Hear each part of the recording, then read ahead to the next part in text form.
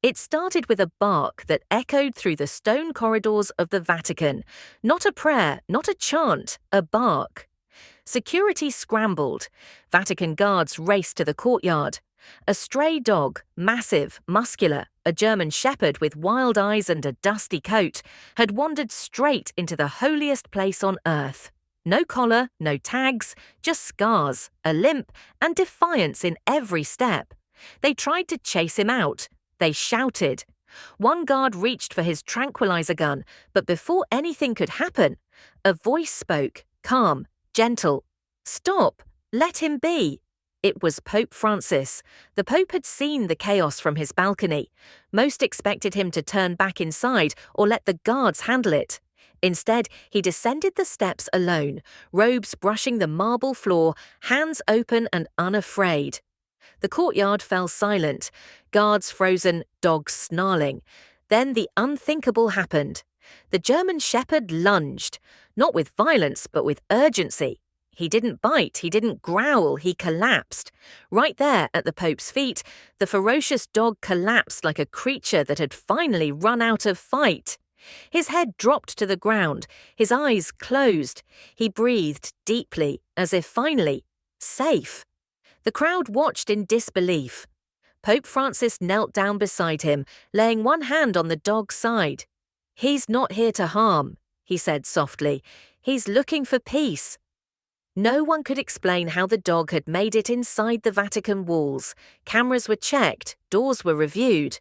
But the footage showed only one thing: the dog walking calmly through an open gate, one that was always locked.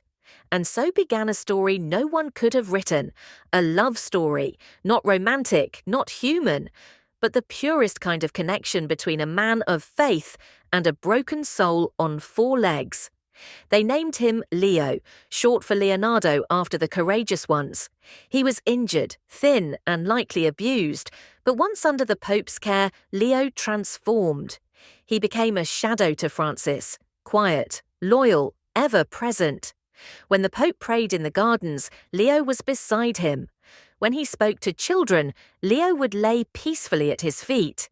Papal meetings, once filled with tension, now carried a strange warmth, as Leo sat nobly in the corner, watching like a gentle guardian. But it wasn't just the companionship that shocked the world. It was what Pope Francis began to say. "I believe animals are not only part of God's creation," he said one morning, speaking directly to the camera. "I believe they are sent to us, sometimes to teach us patience, sometimes to test our compassion, and sometimes to heal parts of us we didn't know were broken." Social media exploded. Photos of the Pope walking hand in paw with a German shepherd went viral. The Vatican phone lines were jammed with questions. Is this real? Did the Pope adopt a stray dog? Why is he sleeping in the papal quarters? Yes, yes, and yes. Leo wasn't just a visitor, he became family. And over time, something even more unexpected happened. He started changing others too. Guards who had once feared him began sneaking him treats. One Swiss guard who had lost his child to illness said Leo was the first thing to make him smile in years. A visiting politician from a war-torn nation sat beside Leo and broke into tears. "I haven't felt peace like this since my childhood," he confessed. Leo didn't speak. He didn't perform miracles. But somehow, being near him felt like one. Then came the turning point. One evening, after a long day of travel and speeches, Pope Francis noticed Leo wasn't at his door. He searched the Vatican halls, the courtyard, the gardens, nothing. Panic set in. Guards joined the search. Finally, they found him, curled in the chapel, unmoving. His breathing was shallow. His limp had worsened. A hidden injury, likely from his time as a stray, had grown worse with age.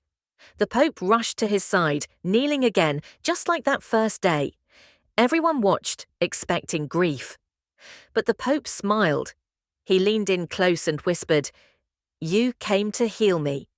And now it's my turn to help you rest." That night, under candlelight, Leo passed away peacefully, his head resting on the Pope's lap. Word spread fast. The next morning, newspapers around the globe carried the headline, "The Dog Who Touched the Pope's Heart." But for Pope Francis, Leo's story wasn't about headlines, it was about legacy. He had the Vatican commission a small statue in the gardens, a bronze sculpture of Leo, sitting proud, eyes soft, with the inscription, "Love knows no language, no species, only presence." Visitors from all over the world began stopping by. Some brought flowers, others brought their dogs. One elderly woman who hadn't spoken since her husband died sat beside the statue and whispered, "Thank you."